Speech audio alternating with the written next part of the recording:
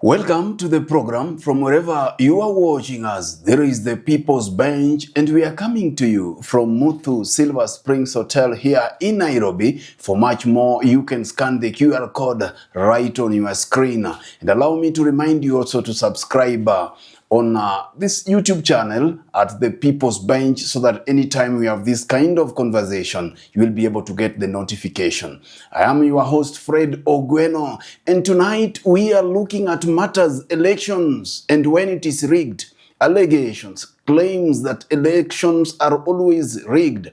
Is that the situation? And what is the reality? I'm privileged to have a former IEBC-CEO, Mr. James Oswago. He was accused of eating the Chicken Gate scandal. He's here to tell us just a little bit if it was true. How are you, mkubwa? Fine, sir. Karibu sana.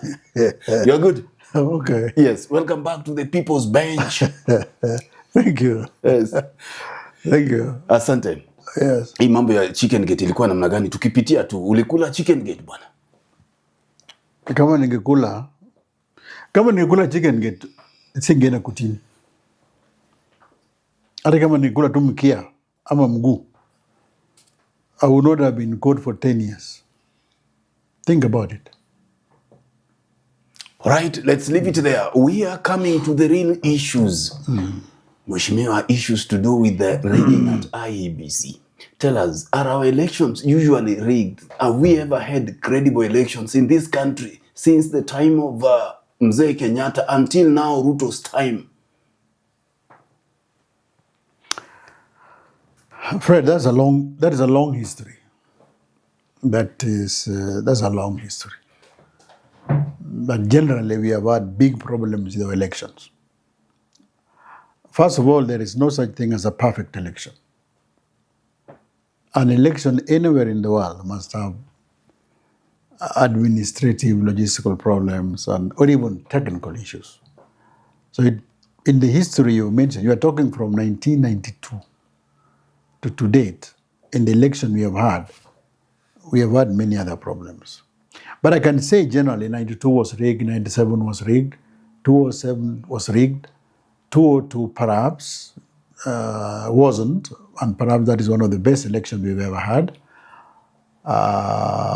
2013, where I was the CEO, was not rigged. There could have been irregularities here and there, but certainly it wasn't rigged. And I think, Fred, that was the best election Kenya has had. 2013? Not arguably. That is the best election Kenya has had since 1992. From 2013 to 2017, do you have any doubt that 2017 was rigged? You don't have any doubt. Even the Supreme Court said so. As for 2022, it's too recent for me to comment. And what do you think? That is too recent for me to comment, the one of 2022. Because, and the reason why it is difficult to comment, the theory is that elections are rigged by disadvantaged parties. Elections are rigged by individuals who are wielding power. In 2022, Ruto was the underdog. He didn't control the levers of the state. So if he maneuvered and ended up rigging that election, that upset the entire equation, the entire theory how elections are rigged. But sometimes they argue that it does not matter the person who votes, but him who counts the vote. So that is the IEBC. Ruto might have controlled the IEBC, and Uhuru maybe was just having the deep state and people outside there. Uhuru would not rig the election. Uhuru would use the deep state. Even Ruto himself would not rig the election. He would use the deep state. And at the time they were going for election in 2022, Uhuru owned the deep state. Ruto used to complain himself. So it is conceivable, it is possible, it's a debatable thing that maybe 2022 was rigged. But if you say 2022 was rigged, then that upsets the entire supposition that an election is rigged by the individual who wields the greatest executive authority and power, which in this case, in 2022, was Uhuru Kenyatta and his associates and his political allies, not Ruto. Tell me, ex-CEO, you worked for IEBC for over 4 years as the CEO. How influential are these political figures when they want to twist and have things go their way in terms of the level of political interference with the IEBC? Yeah. Number one, it's easy. First of all, the law, Article 81, provides that those are the principles of electoral systems. And one of them says, for an election to be free and fair, it must be run by an independent body. So there are other things that you require. For example, for it to be free and fair, it must be a secret ballot, number one. Then you need the universal franchise. Then you need many other things that are items. One of those is that it must be run by an independent electoral body, and that it must be free from violence, it must be free from corruption and improper influence. Okay? But the composition of IEBC, going by the recent recruitment process, was anything but above board. You cannot say that the current recruitment was guarded entirely by the search for meritocracy. There were other things. That is one. So one point of entry in rigging an election in Kenya would be the composition of IEBC. Now you see, in 2022, the commissioners who ran that election in 2022 were newly recruited. IEBC had gone without commissioners for almost 4 years. Then for almost 4 years, he had 3 commissioners. Then just before the election, they recruit new commissioners. Those new commissioners did an election. Immediately after that election, they resigned. So between 2016 and this year, we've been having an IEBC without commissioners. The ones who ran this election now were there for only 4 months. The election that they were doing recently, on 17th, was it 17th? On 17th, that was the first time they were coming in contact with an election. They have never run an election. On 27th? Yeah, that was the first time they were running an election. So, if you really want free and fair elections, the simple fact of having continued to in IEBC is not something that can trouble a Kenyan state.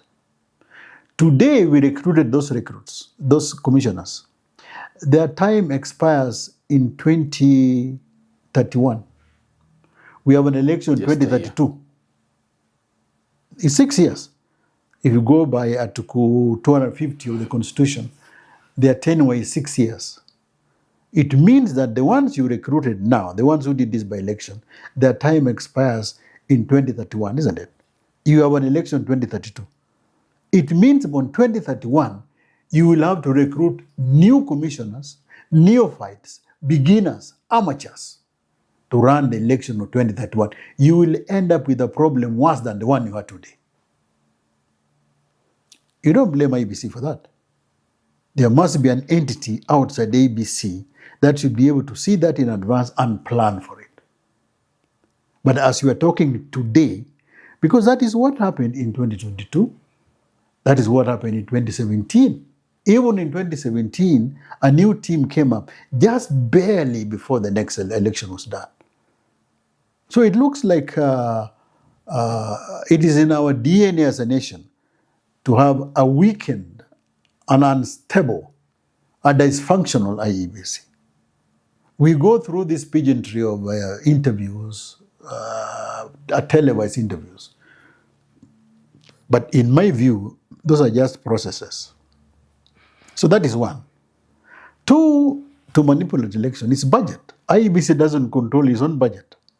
Even this time, I'm sure, I'm not well informed, but I wouldn't be surprised if IEBC did not have the money they require for voter education. Because there has to be compromises, Parliament must decide, somebody else must decide. It doesn't have the budgetary allocation to have the autonomy that it requires. That manipulation, right? So there are several avenues to interfere with an election. Thank you. Just to remind our viewers that we are having this conversation with the former IEBC, that is the Independent Electoral and Boundaries Commission CEO, Mr. James Oswago. They say that if an alligator comes out of the lake or the sea and says that Mr. Crocodile is sick, who are you to say that he is not? You, that you do not live in the ocean. We are here to look at matters credibility of elections in Kenya and beyond. And we are having this conversation that are our elections usually rigged, and how are they rigged, and what can we do to have credible elections? Bwana CEO, tell me, how independent is IEBC, or is just a matter of word independent? Well, it is as independent as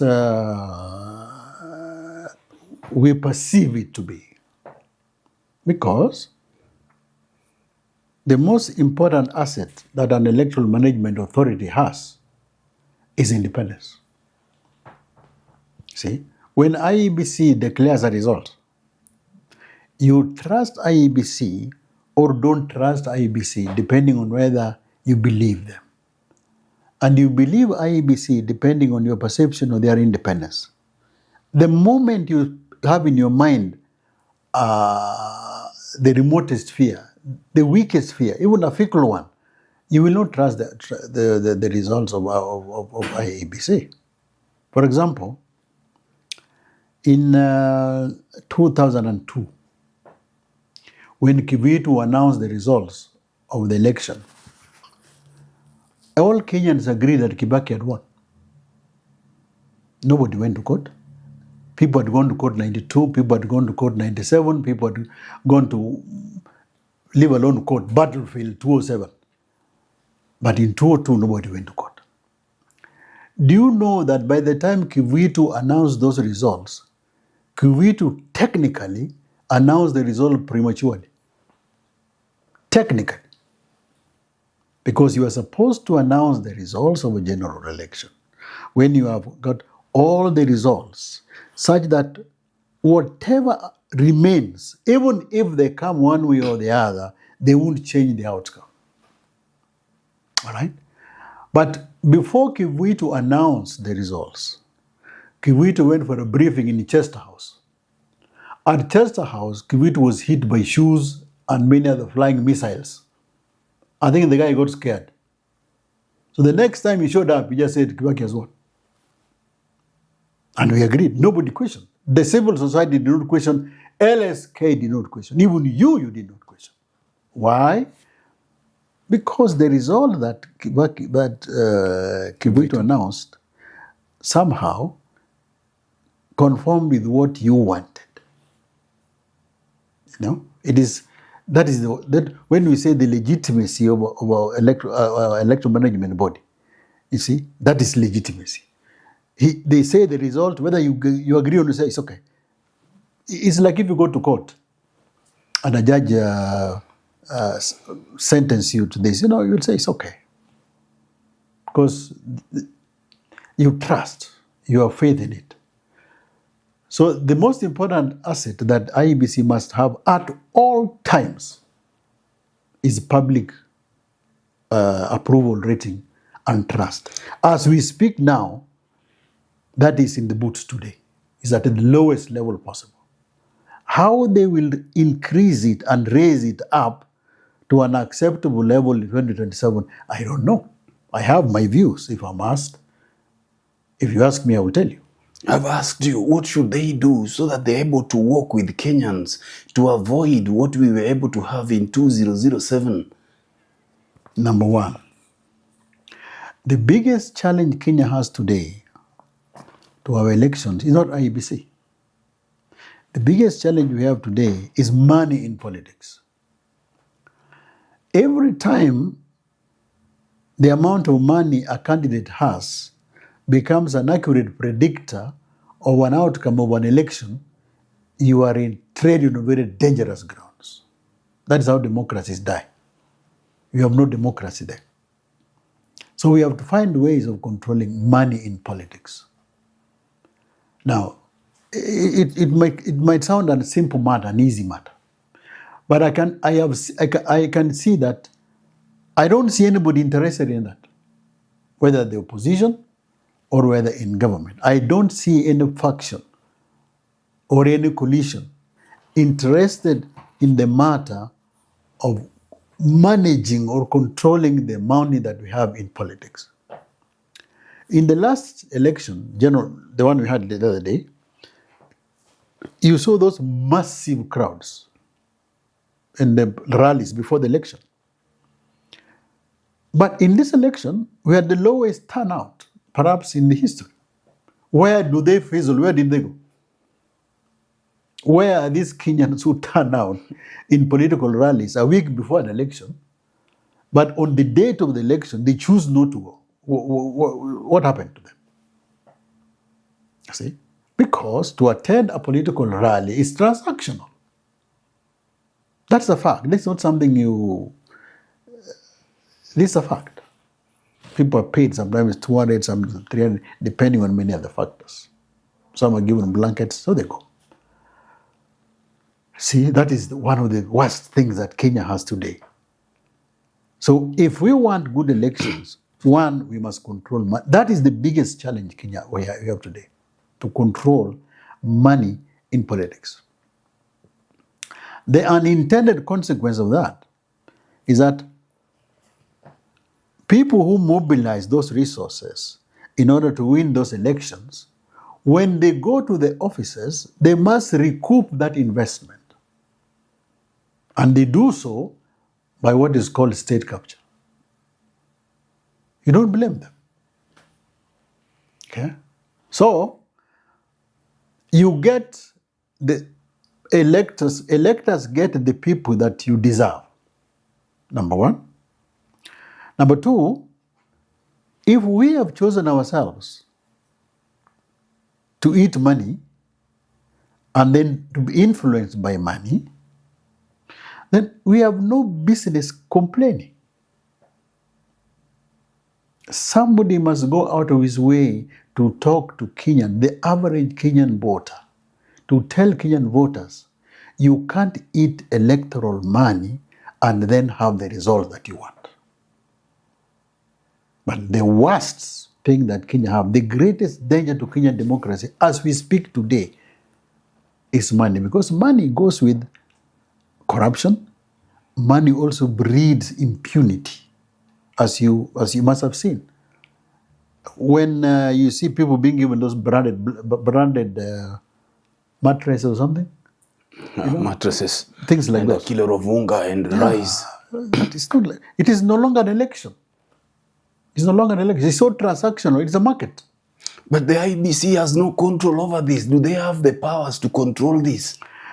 It is not. That's what I'm saying. This is where we go wrong. IEBC does not have the power to prevent that. The people who have the power to prevent that are those who are now in opposition and those who are now in government. It's the political class. You need to bring the legislation, you bring the laws in place. Rigorous laws, Campaign Finance Control Act, for example, or Management Act. We have an act like that. But the act is so toothless, it is useless. So you need to look at it, clean it up, refurbish it, give it teeth, all right? And then enforce it. I hear you. But tell me about the credibility of the people we put in IEBC. in 2017, we were able to see a huge difference within the commission. You remember Commissioner Akombe, Rosaline, had to run for her life after the death of Musando. And in 2022, we saw the division within the commission itself, among the commissioners, the late Chebukati remaining with 3 and the Cherera 4. This tells you that there could be also lack of credibility and political influence within the commissions itself. And how dangerous is this? I don't speak for Rosaline Akombe. I've never met Rosaline Akombe.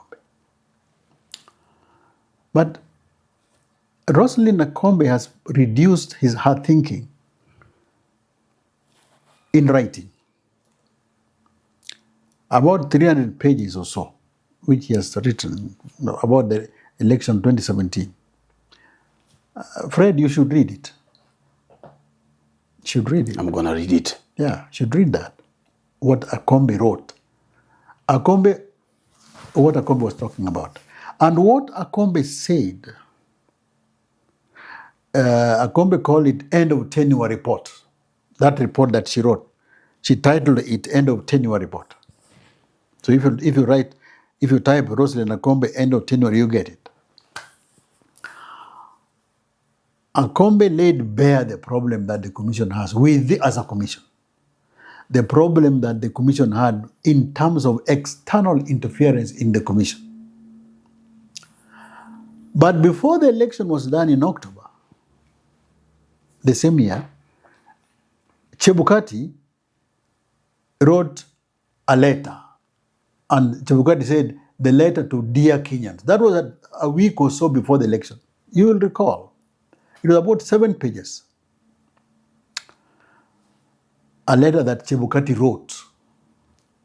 Yes. Actually, it was a letter. It was supposed to be a press conference or a press release, but it was in the form of a letter to Kenyan because it starts, dear Kenyans. Yes.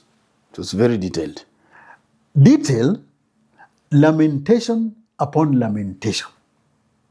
Chebukati is crying foul against his own commissioners, foul against his own staff, chief executive, foul against the external environment. You know, he even said that people would want him to resign so that the whole thing can collapse. Nobody in Kenya today has bothered, to the best of my ability, my knowledge. I've never had anybody refer, and you journalists stand indicted. I've never heard you refer to that thing of Akombe. I've never heard you refer to this thing of Chebukati. So if you want the current chairman to deliver, go back to that Chebukati letter. Read it. It's 7 pages. See? To give you just a snapshot. Before that election, Mudavadi, who at that time was in the Raila group, I think so, and the ODM, they had issued something they call minimum irreducible demands. One of those minimum irreducible demands was that certain staff, named staff, would not participate in the subsequent election. You know, one election has been nullified. So they were going to the next election. So ODM issued minimum irreducible demand, saying these are the things without which there is no other election. Chebukati looked at those demands and said, yes, I've agreed. He agreed with some. One of the things that he agreed with was that certain staff who were mentioned, I will not mention them, who were mentioned in that list. I remember the names. And if you look at the document that Mudavadi provided, at the back of it, the names are attached. I don't want to mention names. They're my friends. I know them. I don't want to meet them tomorrow at a club and they say, no need. Now, Chebukati said, yes, we'll make sure they don't turn up. And other things that Chebukati agreed with. He agreed there'll be access to the server and so on. Now, when he went to his commission, he was told, "Hakuna kitu kama hiyo. You can't." So Chebukati was finding unable to move an inch. He couldn't deal with the CEO. He couldn't deal with certain directors whose names were mentioned. In other words, Chebukati was a director, was a chairman only in name. It's not James Oswago saying so. It's Chebukati who said in that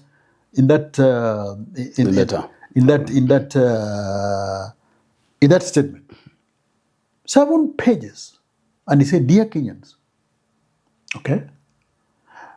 Before Chebukati said that, weeks earlier, Akombe had issued his own end of tenure report.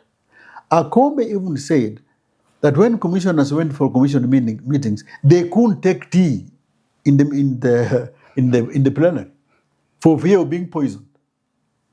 Akombe said commissioners would have a meeting. When the meeting ends, immediately the meeting ends, you are called by somebody from outside, from the ministry, to tell you, why did you say this? This is the environment in which commissioners were functioning in 2017. And this is as stated by those people who are there themselves. Okay? I don't want to go into this of 2022. Why? Because I find the 2022 a bit theatrical myself. I find it theatrical. Why? I ran the election in 2013. And I was overall in charge of the tallying and arrangement of results at the National Tallying Center. I never saw the chairman. The chairman came only once. There was Isaka-san. He only came once. And chairman came on the first day. He has forgotten to write this in his book. But when I write mine, which is coming next year, my book is coming out next year. When mine comes out, I'll detail for you that the chairman, on that occasion, the chairman walked in only once. Why? Because we had just started the process and we were stuck because we had the representative of Jubilee, this is Moses Kuria, and Davis Churchill. And I'm telling you, if you want to know the circumstances and conditions which commissions operate at certain times, look for Akombe's end of tenure report, look for Chebukati's statement, right? Start from there. Tell me about these servers. Every time we were having cases, petitions in Supreme Court, in the economy of time, we could hear issues to do with server. But elections are no longer rigged at the polling station, but manipulated. New digital system of rigging of elections. Assume it is true. Assume it is true. Is it? No, assume it is true. Okay. Assume it is true. And there was a server problem in 2013. Assume it is true. There was a server problem in 2017. Assume it is true. There was a server problem in 2022. Where were you? Something is not correct. If there was a server problem in 2013, and it was sufficiently serious to deny people victory, that is 2013, sure.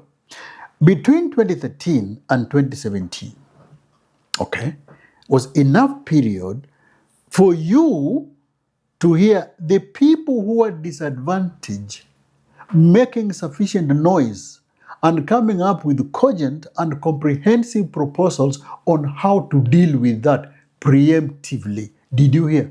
We had the Orengo and Kiraitu committee. When they got time, they never fixed these things, only for Orengo to end up in Supreme Court again, lamenting and talking about the issues to do with the server. You're a brilliant one. And you have a very good memory. Thank you. See, next time you should sit here and I sit there. You see? They had the opportunity. This is a bipartisan committee, co-chaired by James Orengo and Kiraitu Murungi. And they had the time, they had the political will, they had everything that they need. And they put in place the legislative changes which they required. Right? Then weeks later, there's an election. Immediately thereafter, you start saying, you're going back to the streets, Isaka-san, Chebukati must go. So if the problem was there in 2013 over Saba, surely you would expect the totality of the Kenyan opposition to have unity, saying, this time let's do it this way. So that if the government of the day refused in 2017, the opposition can say, our recommendation was this, but the government refused. That is 2017. Then there is 2022. Okay? Between 2018 and 2022, the ones who are now in government. See, forget about the Orengo and Kiraitu bipartisan committee. Yes. Between 2017 to 2020, 2018 to 2022, The handshake government. the ones who are in opposition are now right inside the bowels of the government. Some of them in important committees. If the Saba had been a problem in 2013, the Saba was a problem in 2017, and now you are inside the government, and you have the 4 years, you would have expected the same individual to say, okay, now that we have the goodwill of the government, we have benefit of the government machinery, this is what we want. I don't recall any comprehensive, I don't recall any single-minded agitation for any change, either in the Saba or what goes into the Saba. Tell me, Before I leave there, yes, please. that is the Saba. Two, that is on the issue of the Saba as an issue. If the Saba was really, really, really a problem, there is a difference between yelling and shouting you are a Democrat and being truly Democrat.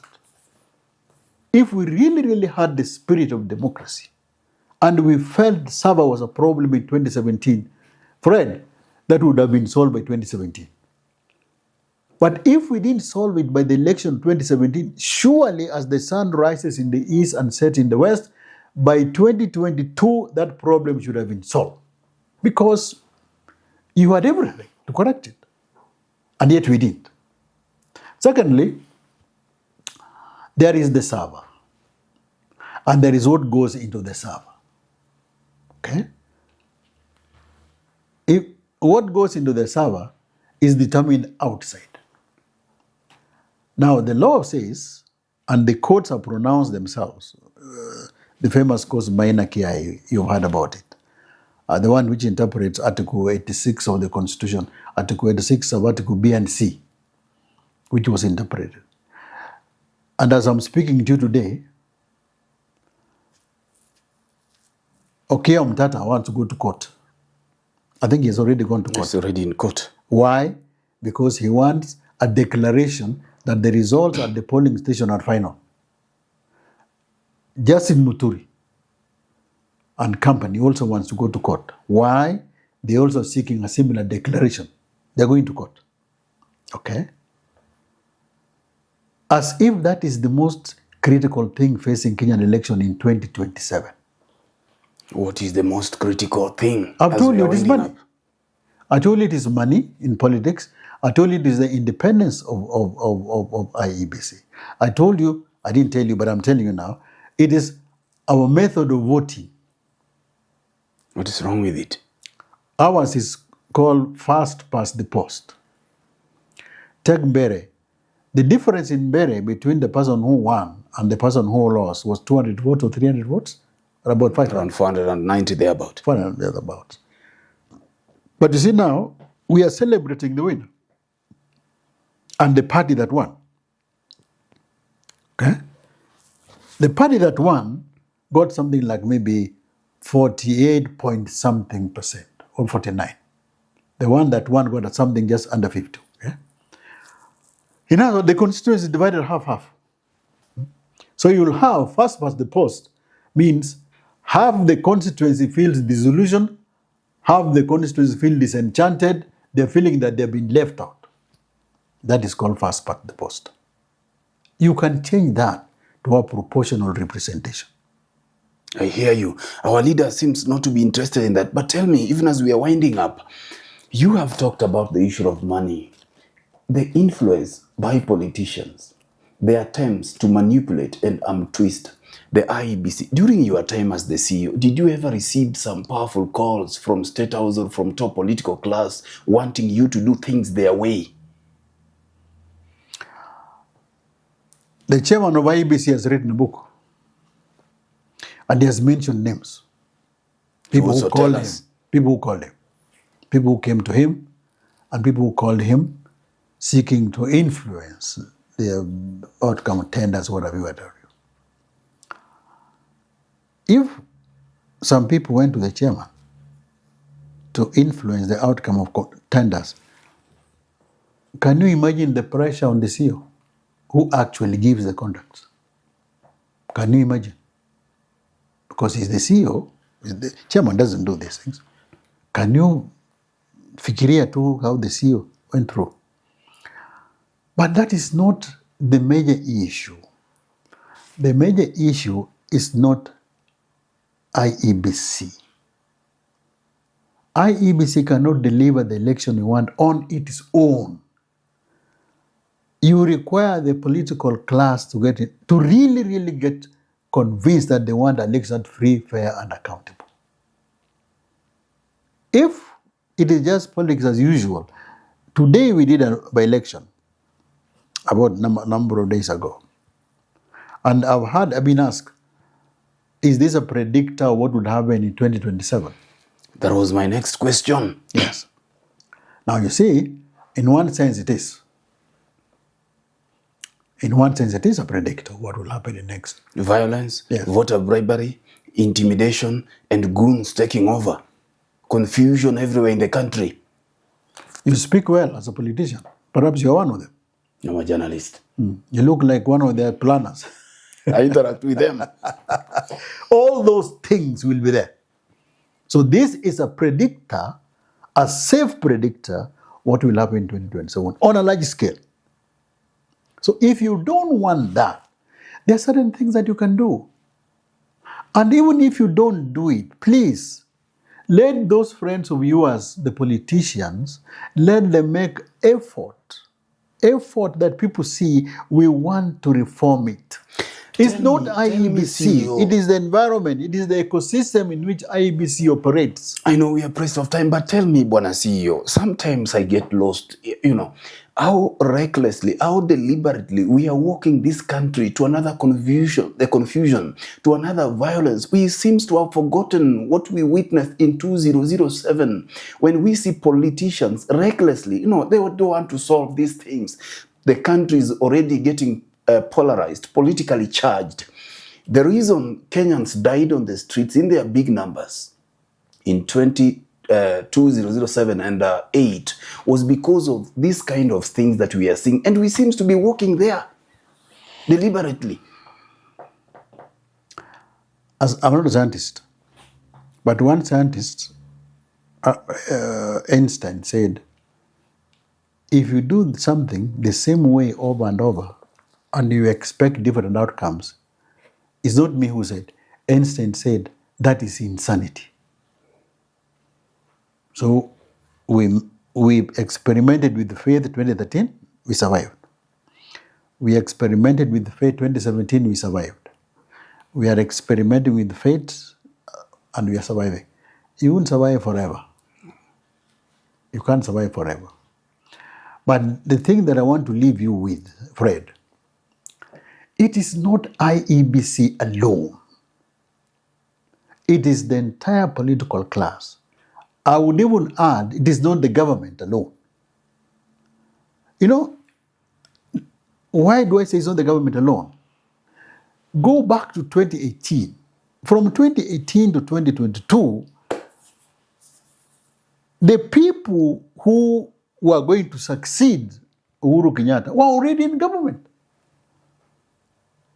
They had every single facility, every single opportunity, every single thing to fashion the kind of electoral environment which is free, fair, and accountable. Yet, they chose to go with the dysfunctional electoral management.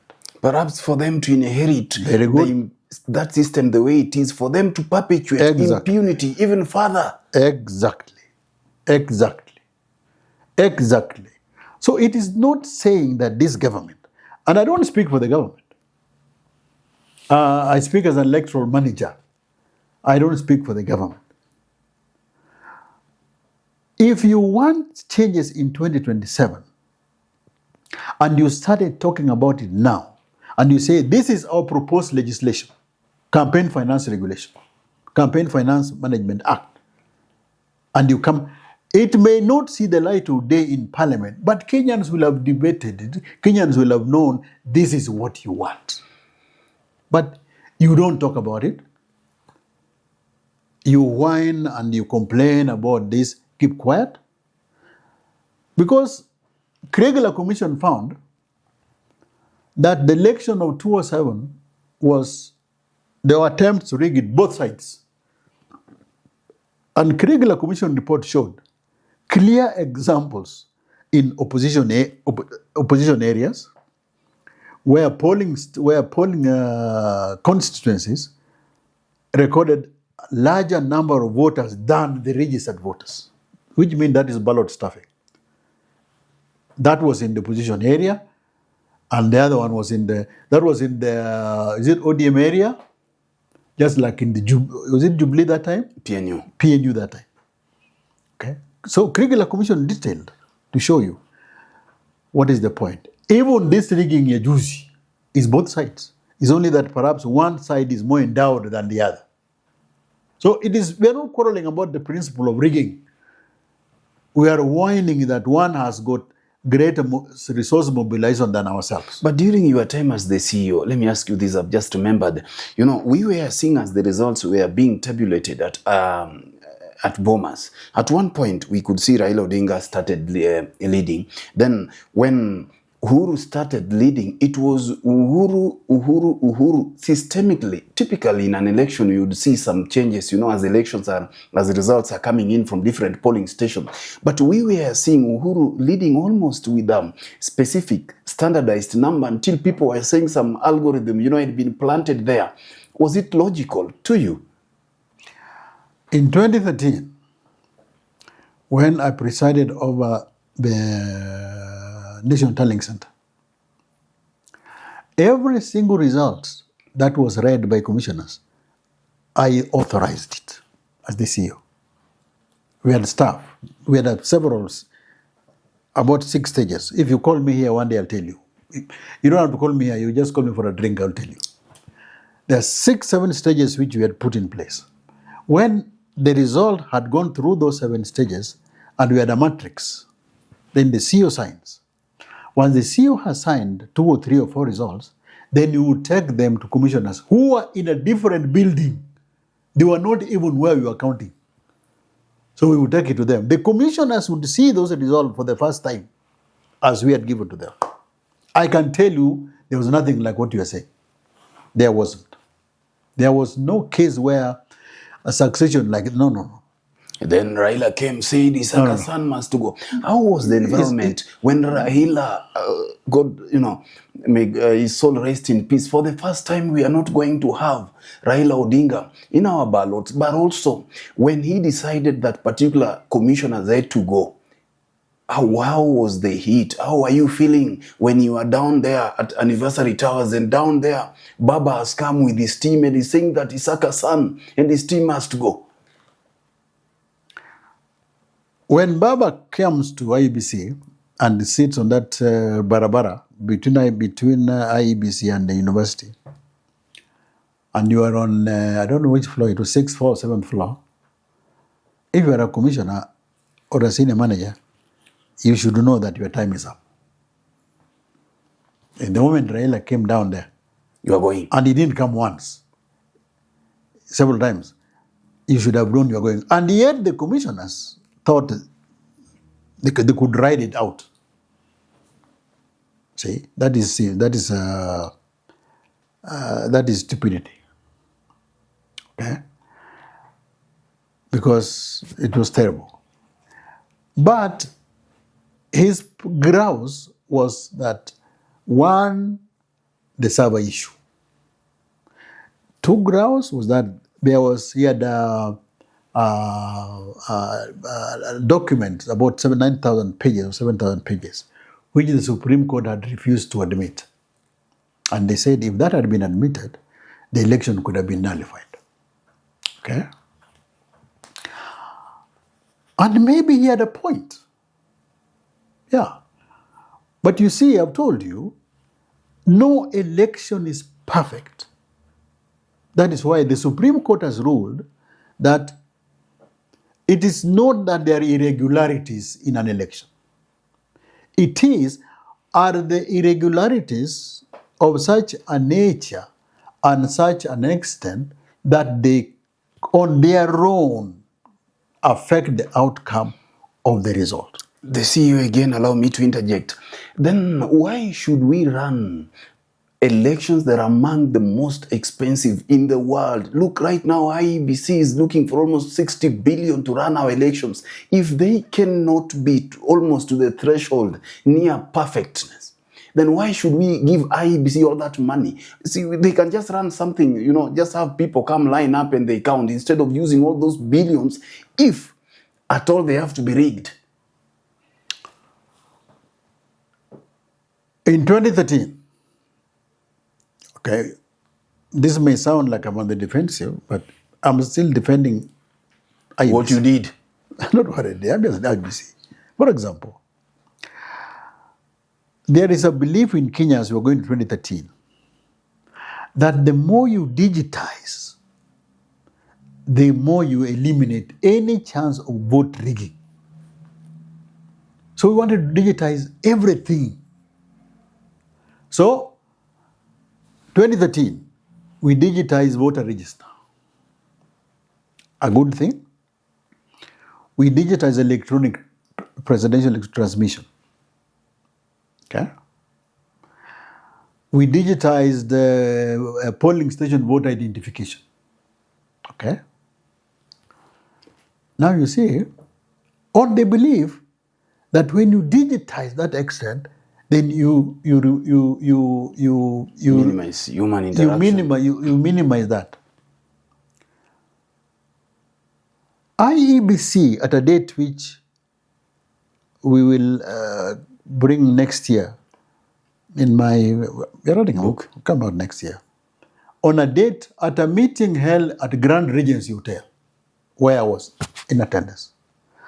Isaka Sande, chairman, was telling political leaders, and in present, who was present? Raila Odinga was present, Kalonzo Musyoka was present, Martha Karua was present, and I think Uhuru Kenyatta and Ruto were not present, but they were represented, I think, by Kuria and some other fellows.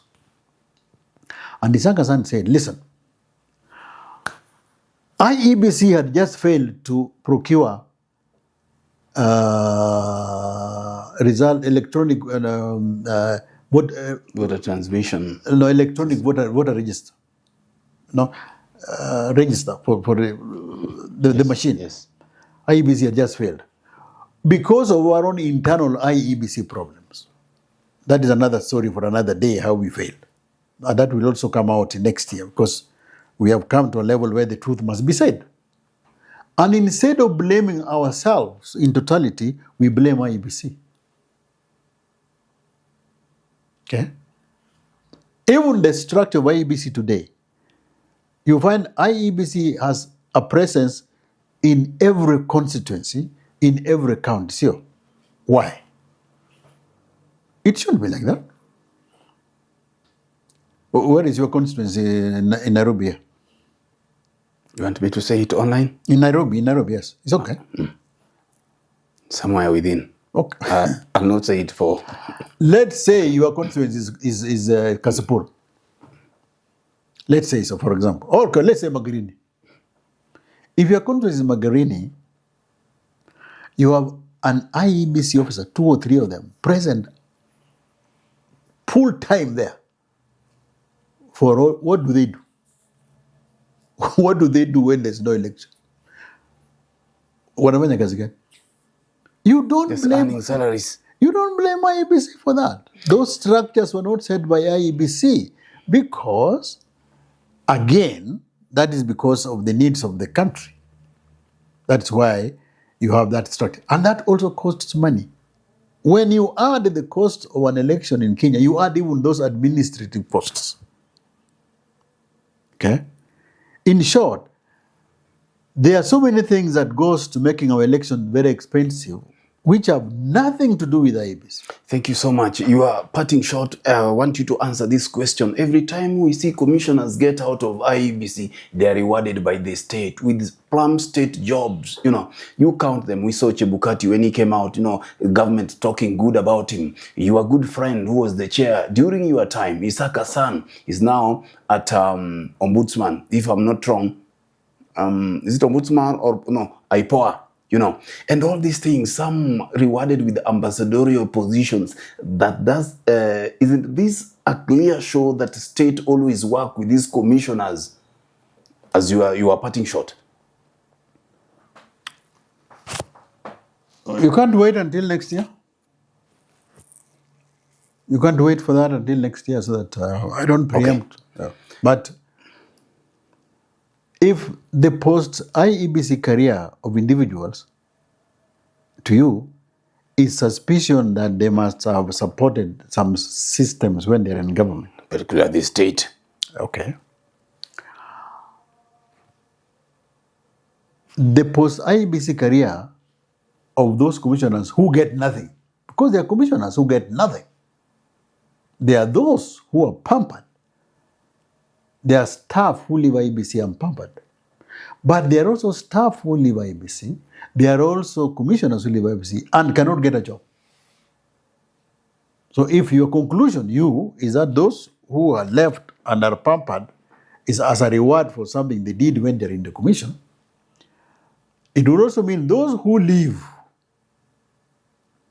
and wanaumia, like myself, did a proper job.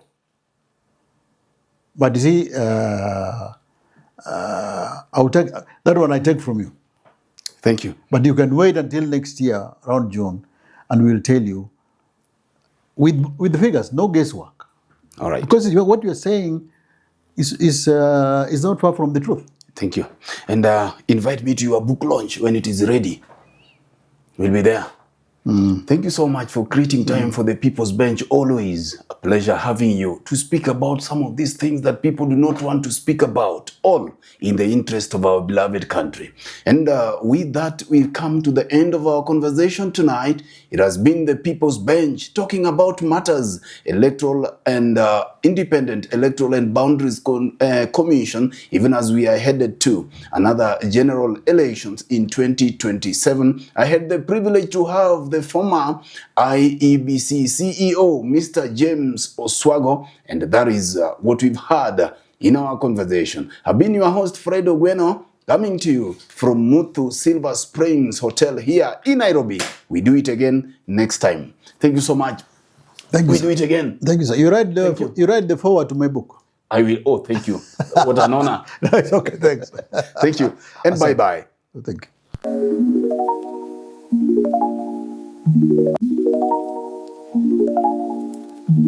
you.